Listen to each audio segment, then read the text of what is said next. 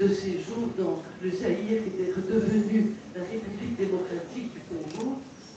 Et là, j'ai eu l'occasion de venir, de couvrir la première guerre, la deuxième guerre, tout ce qui s'est passé, et enfin d'aller à l'intérieur du pays, de voir les populations de l'intérieur, d'être à Kisangani pendant la guerre des 6 jours, d'aller régulièrement au Kivu, où les guerres se sont succédées jusqu'aujourd'hui.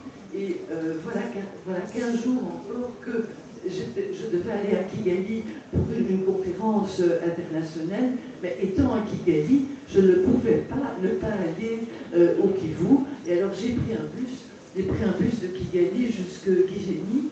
J'ai traversé la frontière et quand le douanier, la frontière m'a demandé qu'est-ce que vous allez faire à Goma, ben, j'ai dit la vérité. J'ai dit, mais monsieur, je viens depuis longtemps, je viens voir mes amis. Et il m'a regardé, vous allez voir vos amis, bon ça va, vous pouvez passer. Il m'a laissé passer. Et je suis arrivée à Goma, et là, avec le comité international de la Croix-Rouge et avec Médecins sans frontières, j'ai pu les accompagner jusqu'aux abords de Saké, de Mugunga.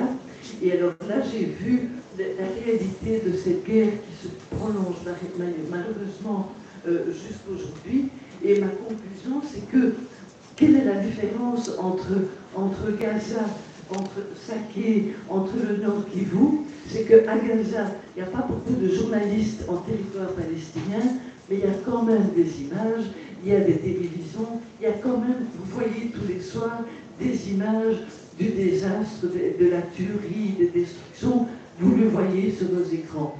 Et que ce que j'ai vu dans les faubourgs de Saké, ce sont les mêmes images qu'à Gaza, mais là, il n'y avait pas de télévision, il n'y a pas d'image. Et donc, moi, j'ai publié mes petits récits, toujours dans mon journal, et je crois que maintenant, il y a en Belgique, en tout cas, des télévisions qui veulent aller, qui veulent filmer. Il ne faut pas que ce qui se passe là-bas reste comme un conflit de deuxième catégorie. C'est vraiment une grande guerre, beaucoup d'horreur, beaucoup de souffrance parmi les civils, et que maintenant, en Belgique, je vais terminer avec ça, en Belgique, grâce à la presse, mais aussi grâce à la mobilisation des Congolais qui vivent en Belgique, de la diaspora congolaise, de ce que moi j'appelle le soft power. Il n'y a pas que les journalistes qui véhiculent l'information.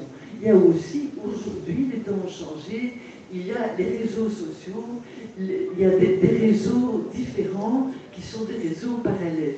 Et toute la diaspora congolaise qui est en phase avec ce qui se passe dans le pays, elle répercute la vérité. Il y a parfois des exagérations, des choses qui sont un peu excessives, mais quand même, on répercute l'information sur cette guerre, on est informé, et le soft power, ce sont les joueurs de football qui font le geste désormais célèbre, ce sont les musiciens et tout. Et donc, l'information aujourd'hui ne passe plus uniquement par les journalistes, elle passe aussi par les citoyens qui répercutent les choses et qui sont solidaires de leurs compatriotes. Et donc pour les journalistes, c'est à la fois plus facile parce que vous recevez l'information, elle est là, mais il faut toujours faire le travail de l'expliquer, de la traduire, de la rendre accessible à vos lecteurs, de se méfier aussi. Il y a un ennemi nouveau qui est arrivé, ce sont les fake news, c'est l'intoxication, c'est le mensonge, on vous raconte des choses, et donc aujourd'hui, plus que jamais, il faut essayer d'aller sur place, il faut avoir des interlocuteurs sur le terrain. Ici au Congo, il y a énorme, merci WhatsApp, merci Internet, il y a des dizaines de gens à qui je peux téléphoner à peu près partout dans le pays, même depuis Bruxelles, en disant, comme ce matin, dis-moi, toi qui vis au nord de Goma, sur la route de Nyiragongo, raconte-moi ce qui se passe. Et mon ami me donne des informations que je peux checker, vérifier et tout, et donner, rester au plus près de la vérité.